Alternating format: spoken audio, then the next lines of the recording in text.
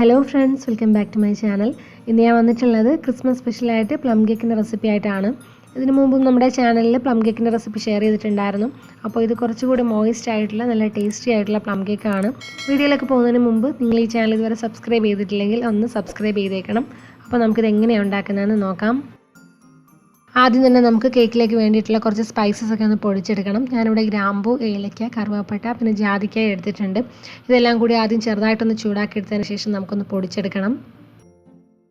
ഇത് പൊടിച്ചെടുത്ത് കഴിയുമ്പോൾ കുറച്ച് കൂടുതലുണ്ടാവും. അപ്പോൾ ഈ ഒരു കേക്കിന് ഇത് മുഴുവനായിട്ടും വേണ്ട, കുറച്ച് മതിയാകും. അപ്പോൾ ഞാനിത് പൊടിച്ചെടുത്തിട്ടുണ്ട്. നമുക്കിനി ഇത് മാറ്റി വയ്ക്കാം. ഇനി നമുക്ക് ഈ കേക്കിൽ ചേർക്കാൻ വേണ്ടിയിട്ട് കുറച്ച് ഓറഞ്ചിൻ്റെ തൊലി ഒന്ന് ഗ്രേറ്റ് ചെയ്തെടുക്കണം. അതിൻ്റെ വെള്ള ഭാഗം ഇല്ലാതെ ഇതുപോലെ ഓറഞ്ച് കളറിലെ പാർട്ട് മാത്രമായിട്ടൊന്ന് ഗ്രേറ്റ് ചെയ്തെടുക്കാം. ഞാനിപ്പോൾ ഇത് ഗ്രേറ്റ് ചെയ്തെടുത്തിട്ടുണ്ട്. നമുക്കിനി ഇതൊന്ന് മാറ്റി വയ്ക്കാം. ഇനി ഒരു പാൻ ചൂടാക്കിയിട്ട് അതിലേക്ക് 1 കപ്പ് ഓറഞ്ച് ജ്യൂസ് ചേർത്ത് കൊടുക്കാം. ഞാനിവിടെ എടുത്തിരിക്കുന്നത് ഫ്രഷ് ജ്യൂസാണ്. നിങ്ങൾക്ക് വേണമെങ്കിൽ കടയിൽ നിന്ന് വാങ്ങുന്ന ജ്യൂസും യൂസ് ചെയ്യാവുന്നതാണ്. ഇനി ഇതിലേക്ക് 1/4 കപ്പ് ബ്രൗൺ ഷുഗർ ചേർത്ത് കൊടുക്കാം. ഇനി നിങ്ങളുടെ കയ്യിൽ ബ്രൗൺ ഷുഗർ ഇല്ലെങ്കിൽ നോർമൽ വൈറ്റ് ഷുഗർ ചേർത്ത് കൊടുത്താലും മതി. എന്നിട്ട് നന്നായിട്ട് മിക്സ് ചെയ്തെടുത്തതിന് ശേഷം ഒന്ന് തിളപ്പിച്ചെടുക്കണം.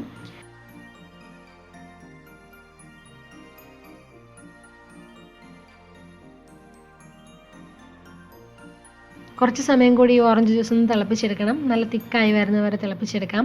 എന്നിട്ട് കയ്യിൽ ഇതുപോലെ ഒട്ടുന്നൊരു പരുവാവുന്നവരെ നമുക്കിതിനെ തിളപ്പിച്ചെടുക്കണം. എന്നിട്ട് അതിനെ ലോ ഫ്ലെയിമിലേക്ക് മാറ്റാം. ഇനി ഇതിലേക്ക് നമ്മൾ നേരത്തെ ഗ്രേറ്റ് ചെയ്ത് വെച്ചിരിക്കുന്ന ആ ഓറഞ്ചിൻ്റെ തൊലി ചേർത്ത് കൊടുക്കാം. ഞാനിവിടെ 1 ടീസ്പൂണാണ് ചേർത്ത് കൊടുത്തത്. എന്നിട്ട് നന്നായിട്ടൊന്ന് മിക്സ് ചെയ്തെടുക്കാം. ഇനി ഇതിലേക്ക് നമുക്ക് കുറച്ച് ഡ്രൈ ഫ്രൂട്ട്സും നട്ട്സും ഒക്കെ ചേർത്ത് കൊടുക്കാം. ഞാനിവിടെ എടുത്തിരിക്കുന്നത് 1/4 കപ്പ് ഈന്തപ്പഴമാണ്. ഈന്തപ്പഴം ചെറുതായിട്ട് കട്ട് ചെയ്തെടുത്തിട്ട് നമുക്ക് ഇതിലേക്ക് ചേർത്ത് കൊടുക്കാം. 1/4 കപ്പ് ഉണക്കമുന്തിരി ചേർത്ത് കൊടുക്കാം. 2 ടേബിൾ സ്പൂൺ ഗോൾഡൻ കളറിലുള്ള മുന്തിരിങ്ങയും ചേർത്ത് കൊടുക്കാം. 1/4 cup tutti Frooti, 2 table spoon cherry ചെറുതായിട്ട് ചോപ്പ് ചെയ്തെടുത്തിട്ട് ചേർത്ത് കൊടുക്കാം. എന്നിട്ട് എല്ലാം കൂടെ മിക്സ് ചെയ്തെടുക്കാം. നിങ്ങളുടെ കയ്യിലുള്ള ഡ്രൈ ഫ്രൂട്ട്സ് ഒക്കെ ചേർത്ത് കൊടുത്താൽ മതിയാകും. ഇനി നമുക്കിതെല്ലാം കൂടി നന്നായിട്ടൊന്ന് മിക്സ് ചെയ്തെടുക്കാം. ചെറിയ തീയിലിട്ട് വേണം ഇത് ചെയ്തെടുക്കാനായിട്ട്, അല്ലെങ്കിൽ പെട്ടെന്ന് തന്നെ ഈ ജ്യൂസ് അങ്ങ് വറ്റി ഡ്രൈ ആയി പോകും. നമുക്കിനി ഇതിലേക്ക് 1/4 കപ്പ് റോസ്റ്റ് ചെയ്തെടുത്ത് കാഷ്യൂ നട്ട്സ് ചേർത്ത് കൊടുക്കാം. ചെറുതായിട്ട് ചോപ്പ് ചെയ്തെടുത്തതാണ്. 1/4 കപ്പ് റോസ്റ്റ് ചെയ്തെടുത്ത് ബദാമും കൂടി ചേർത്ത് കൊടുക്കണം. അതും ചെറുതായിട്ട് കട്ട് ചെയ്തെടുത്തതാണ്. ഇനി ഇതിലേക്ക് 1/2 ടീസ്പൂൺ നമ്മൾ പൊടിച്ച് വെച്ചിരിക്കുന്ന ഗരം മസാലയും കൂടി ചേർത്ത് കൊടുക്കാം. എന്നിട്ട് നന്നായിട്ട് മിക്സ് ചെയ്തെടുക്കണം. എന്നിട്ട് നമുക്ക് സ്റ്റൗ ഓഫ് ചെയ്യാം. എന്നിട്ട് ഇത് നല്ലതുപോലെ തണുക്കാനായിട്ട് മാറ്റി വെക്കണം. ഇത് തണുത്ത ഉടനെ തന്നെ വേണമെങ്കിൽ നമുക്ക് കേക്ക് ഉണ്ടാക്കിയെടുക്കാം, അല്ലെങ്കിൽ ഇത് ഒരാഴ്ച വരെ ഇങ്ങനെ സ്റ്റോർ ചെയ്ത് വെക്കാവുന്നതാണ്. ഇനി ഞാനിവിടെ ഒരു സോസ് പാൻ എടുത്തിട്ടുണ്ട്. അതിലേക്ക് നമുക്ക് 1/2 കപ്പ് പഞ്ചസാര ചേർത്ത് കൊടുക്കാം. നമുക്ക് ഈ പഞ്ചസാര ഒന്ന് കാരമലൈസ് ചെയ്തെടുക്കണം. മീഡിയം ഹീറ്റിലിട്ട് വേണം ഇത് കാരമലൈസ് ചെയ്തെടുക്കാനായിട്ട്. ഇപ്പോൾ ഇതൊന്ന് മെൽറ്റായി വന്നിട്ടുണ്ട്. നമുക്കിനി ഇതൊന്ന് മിക്സ് ചെയ്ത് കൊടുക്കാം. നല്ലൊരു ഡാർക്ക് കളറായി വരുന്നവരെ ഇതിനെ ഒന്ന് മെൽറ്റ് ചെയ്തെടുക്കണം. ഇപ്പോൾ ഇത് മുഴുവനായിട്ട് കാരമലൈസ് ചെയ്ത് വന്നിട്ടുണ്ട്. നമുക്കിനി സ്റ്റൗ ഓഫ് ചെയ്യാം. എന്നിട്ട് ഇതിലേക്ക് 1/2 കപ്പ് ചൂടുവെള്ളം ഒഴിച്ചു കൊടുക്കാം. അപ്പോൾ അത് ഒഴിച്ചു കൊടുക്കുമ്പോൾ സൂക്ഷിച്ച് വേണം ഒഴിച്ചു കൊടുക്കാനായിട്ട്, തെറിക്കാനുള്ള ചാൻസ് ഉണ്ട്. അപ്പോൾ കുറച്ചായിട്ട് ഒഴിച്ചിട്ട് ഒന്ന് മിക്സ് ചെയ്ത് കൊടുക്കാം. നമ്മൾ ഈ ചൂടുവെള്ളം ഒഴിച്ച് കൊടുത്തപ്പോൾ ഇത് കുറച്ച് കട്ട പിടിക്കാനായിട്ട് തുടങ്ങിയിട്ടുണ്ട്. അത് സാരമില്ല, നമുക്ക് വീണ്ടും സ്റ്റൗ ടോപ്പിൽ വെച്ചിട്ട് ഒന്നും കൂടി ഒന്ന് ചൂടാക്കി എടുത്താൽ ഇത് നല്ലതുപോലെ ഒന്ന് മിക്സായി വന്നോളും. ഇപ്പോൾ നമ്മുടെ കാരമൽ സിറപ്പ് റെഡി ആയിട്ടുണ്ട്. നമുക്കിനി ഇത് നല്ലതുപോലെ ചൂടാറാനായിട്ട് മാറ്റി വയ്ക്കാം. ഈ കാരമൽ സിറപ്പ് കേക്ക് ബാറ്ററിലേക്ക് ചേർത്ത് കൊടുക്കുമ്പോൾ നല്ലതുപോലെ ചൂടാറിയതിന് ശേഷം മാത്രമേ ചേർത്ത് കൊടുക്കാവുള്ളൂ. കേക്ക് ബാറ്റർ റെഡിയാക്കുന്നതിന് മുമ്പായിട്ട് നമുക്ക് കേക്ക് ടിൻ ഒന്ന് റെഡിയാക്കി വെക്കണം. ഞാനിവിടെ എടുത്തിരിക്കുന്നത് 8 ഇഞ്ചിൻ്റെ കേക്ക് ടിന്നാണ്. ഇതിലേക്ക് കുറച്ച് ബട്ടറോ ഓയിലോ ഒന്ന് ബ്രഷ് ചെയ്ത് കൊടുക്കാം. എന്നിട്ട് അതിന് മുകളിലായിട്ടൊരു ബട്ടർ പേപ്പർ വെച്ച് കൊടുക്കണം. ടിന്നിൻ്റെ സൈഡിലും കൂടി ബട്ടർ പേപ്പർ വെച്ച് കൊടുക്കാം. ഇപ്പോൾ ഞാനിവിടെ കേക്ക് ടിന്നൊക്കെ റെഡിയാക്കി എടുത്തിട്ടുണ്ട്. നമുക്കിനി ഇതൊന്ന് മാറ്റി വയ്ക്കാം. നമുക്കിനി ഈ കേക്കിലേക്ക് വേണ്ടിയിട്ടുള്ള പൊടികളൊക്കെ ഒന്ന് അരച്ചെടുക്കാം. ഞാനിവിടെ എടുത്തിരിക്കുന്നത് 1/2 കപ്പ് മൈദയാണ്. അതൊരു അരിപ്പയിലേക്ക് ഇട്ട് ഒന്ന് അരച്ചെടുക്കണം.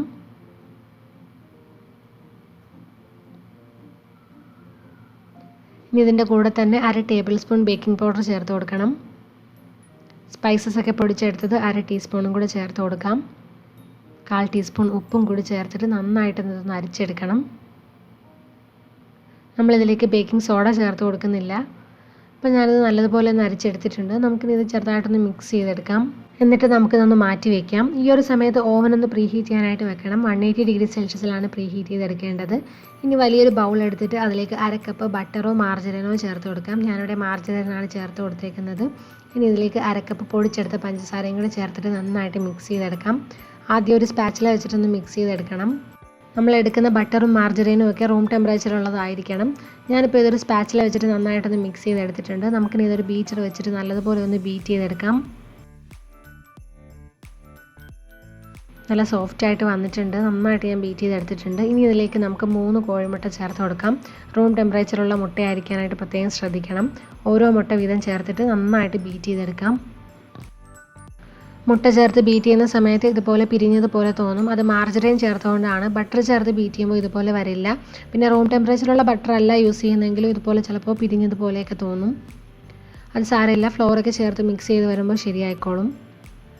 ഇനി നമുക്കിതിലേക്ക് 1 ടീസ്പൂൺ വാനില എസൻസോ അല്ലെങ്കിൽ പ്ലം കേക്ക് എസൻസോ ചേർത്ത് കൊടുക്കാം. എന്നിട്ട് നന്നായിട്ട് ഒന്നുകൂടി ഒന്ന് മിക്സ് ചെയ്തെടുക്കാം. ഇനി ഇതിലേക്ക് 1/2 ടീസ്പൂൺ ഓറഞ്ചിൻ്റെ തൊലി ഗ്രേറ്റ് ചെയ്തെടുത്തതും കൂടി നമുക്ക് ചേർത്ത് കൊടുക്കാം. എന്നിട്ട് ഇതിലേക്ക് നമുക്ക് അരിച്ച് വെച്ചിരിക്കുന്ന ഫ്ലോറും കൂടി ചേർത്ത് മിക്സ് ചെയ്തെടുക്കാം. ഞാനിപ്പോൾ ഇത് 3 ഭാഗമായിട്ടാണ് ഫ്ലോർ ചേർത്ത് കൊടുക്കുന്നത്. ആദ്യം കുറച്ച് ഫ്ലോർ എടുത്തിട്ട് ഒരു അരിപ്പയിലൂടെ ഒന്ന് അരിച്ച് ചേർത്ത് കൊടുക്കാം. എന്നിട്ട് നമ്മൾ നേരത്തെ റെഡിയാക്കി വെച്ചിരിക്കുന്ന ആ ഡ്രൈ ഫ്രൂട്ട്സ് ആ ഫ്ലോറിന് മുകളിലായിട്ട് ഇട്ട് കൊടുക്കണം. എന്നിട്ട് മിക്സ് ചെയ്തെടുക്കാം. അപ്പോൾ മുഴുവൻ ചേർത്തിട്ട് മിക്സ് ചെയ്തെടുക്കരുത്, കുറച്ചായിട്ട് ചേർത്തിട്ട് മിക്സ് ചെയ്തെടുക്കാം. ഇങ്ങനെ ചെയ്യുന്നത് എന്തിനാണെന്ന് വെച്ചാൽ ഈ ഡ്രൈ ഫ്രൂട്ട്സ് ഒക്കെ നമ്മൾ കേക്ക് ബേക്ക് ചെയ്യുന്ന സമയത്ത് താഴെ പോയി അടിയാതിരിക്കാൻ വേണ്ടിയിട്ടാണ്. അല്ലെങ്കിൽ ഈ ഡ്രൈ ഫ്രൂട്ട്സിൽ കുറച്ച് ഫ്ലോർ നന്നായിട്ട് കോട്ട് ചെയ്തെടുത്തതിന് ശേഷം ചേർത്ത് കൊടുത്താലും മതി. ഡ്രൈ ഫ്രൂട്ട്സ് നമ്മൾ ഓറഞ്ച് ജ്യൂസിൽ തിളപ്പിക്കുന്ന സമയത്ത് ഒരുപാട് അങ്ങ് ഡ്രൈ ആയി പോയാലും നമുക്കിതുപോലെ മിക്സ് ചെയ്തെടുക്കാനായിട്ട് പാടാണ്.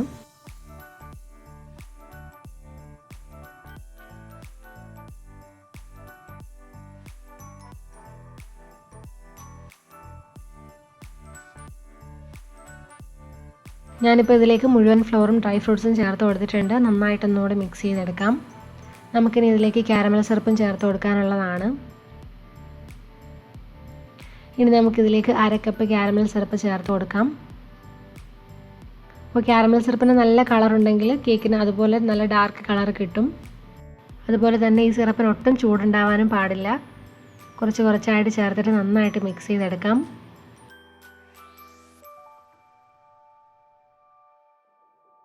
നമ്മുടെ കേക്ക് ബാറ്റർ ഇവിടെ റെഡി ആയിട്ടുണ്ട്. നമുക്കിനി ഇത് കേക്ക് ടിന്നിലേക്ക് മാറ്റാം. ഞാനിവിടെ എടുത്തിരിക്കുന്നത് 8 ഇഞ്ചിൻ്റെ കേക്ക് ടിന്നാണ്. നിങ്ങൾക്ക് കുറച്ചുകൂടെ ഹൈറ്റുള്ള കേക്ക് വേണമെന്നുണ്ടെങ്കിൽ 7 ഇഞ്ചിൻ്റെ കേക്ക് ടിന്ന് യൂസ് ചെയ്യാം. ഇനി ഒരു സ്പാച്ചില വെച്ചിട്ട് കേക്കിൻ്റെ മുകൾ ഭാഗം ഒന്ന് ലെവൽ ചെയ്ത് കൊടുക്കാം. എന്നിട്ട് നമുക്ക് ഇഷ്ടമുള്ള രീതിയിൽ കേക്ക് ഡെക്കറേറ്റ് ചെയ്തെടുക്കാം. ഞാനിവിടെ കുറച്ച് കാഷ്യൂ നട്ട്സും റൈസിൻസും കുറച്ച് ചെറീസും വെച്ചിട്ടാണ് ഡെക്കറേറ്റ് ചെയ്തെടുക്കുന്നത്. അതൊക്കെ ഓരോരുത്തരുടെ ഇഷ്ടത്തിനനുസരിച്ച് ഡെക്കറേറ്റ് ചെയ്തെടുക്കാം. ഇപ്പോൾ ഞാൻ ഈ കേക്ക് ഒന്ന് ഡെക്കറേറ്റ് ചെയ്തെടുത്തിട്ടുണ്ട്. നമുക്കിനി ഇതൊന്ന് ചെറുതായിട്ടൊന്ന് ടാപ്പ് ചെയ്ത് കൊടുക്കാം. എന്നിട്ട് പ്രീ ഹീറ്റ് ചെയ്ത ഓവനിൽ 160 ഡിഗ്രി സെൽഷ്യസിലാണ് നമ്മളിത് ബേക്ക് ചെയ്തെടുക്കുന്നത്. 1 മണിക്കൂർ കൊണ്ടാണ് ഇത് കംപ്ലീറ്റ് ആയിട്ട് ബേക്കായി വന്നത്. അല്ലെങ്കിൽ ഒരു സ്ക്യൂവർ വെച്ചിട്ടൊന്ന് ചെക്ക് ചെയ്ത് നോക്കണം. അത് ക്ലീൻ ആയിട്ടാണ് പുറത്ത് വരുന്നതെങ്കിൽ കേക്ക് കംപ്ലീറ്റ് ആയിട്ട് ബേക്ക് ആയിട്ടുണ്ടെന്നാണ് അർത്ഥം. ഇനി ഇത് നന്നായിട്ട് തണുക്കാനായിട്ട് മാറ്റി വയ്ക്കാം. കേക്ക് ടിന്നിൽ വെച്ച് തന്നെ തണുക്കാനായിട്ട് മാറ്റി വയ്ക്കാം. ഒരു ടവൽ വെച്ചിട്ട് കവർ ചെയ്ത് വെച്ചിട്ടാണ് ഞാനിത് തണുക്കാൻ വെച്ചത്. അപ്പോൾ അങ്ങനെ ചെയ്യുകയാണെങ്കിൽ കേക്ക് ഡ്രൈ ആയി പോവില്ല.